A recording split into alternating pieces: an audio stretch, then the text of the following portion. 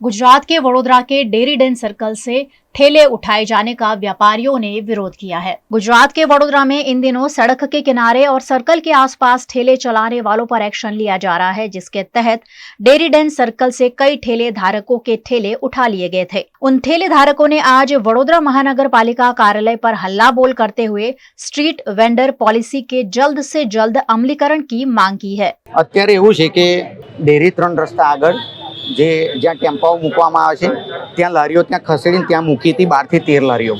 એ 12 થી 13 લારીઓને અસામાજિક તત્વો હોય કે કોઈ પણ વ્યક્તિઓ હોય એને ત્યાં તોડી નાખી છે અને ત્યાંથી ચોરી થઈ છે। કોઈના 1200 રૂપિયા ગયા છે, કોઈના ગેસના બોટલ ગયા છે, એની અરજી મકરપુરા આપી છે।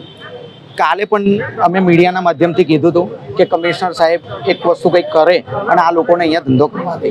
આજે અમે લોકો બધા લારી ધારકોને લઈને આવ્યા છે કમિશનર સાહેબને રજૂઆત કરવા માટે, આવેદનપત્ર આપવા માટે કે સાહેબ વર્ષોથી અમે લડત લડીએ છીએ, આ કોર્પોરેશન એક ગરીબ લોકો માટે જ કેમ આવું કરે છે? એ આવેદનપત્ર એટલા માટે અમે લોકો આપીએ છીએ કે ભાઈ તમે 2014નો સ્ટ્રીટ વેન્ડરનો રૂલ્સ હજુ લાગુ નહીં કર્યો।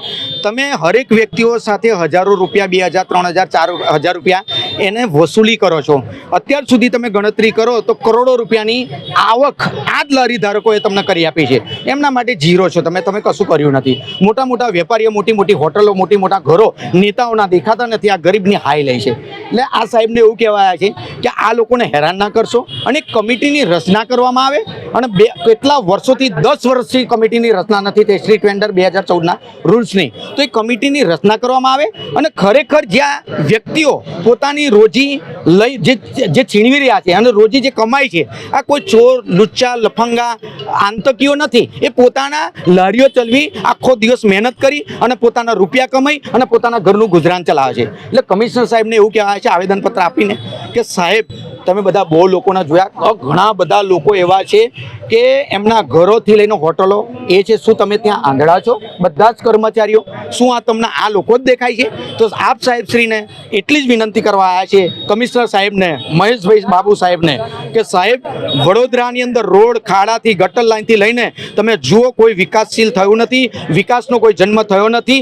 ઉપરાંત જે ગરીબો છે વધુ ગરીબો થતા જાય છે અને આવા લોકોને માર વધારે પડે છે। તમે વિચારો કોરોનામાં કેટલો માર પડ્યો। એટલે આ જે લારી ધારકો છે એને વૈકલ્પિક જગ્યા આપવામાં આવે, કાં તો પછી એમને શાંતિથી ધંધો કરવામાં આવે। આમ જો નહીં થાય તો દિન 7ની અંદર બરોડાના જેટલા પણ વેપારીઓ છે એનું તમારા મીડિયાના માધ્યમથી આહવાન કરવા માંગુ છું કે હરેક લોકો અહીંયાથી રોડ બ્લોક કરી અને આ ગેટ તોડી અને જતા રહેશો અંદર।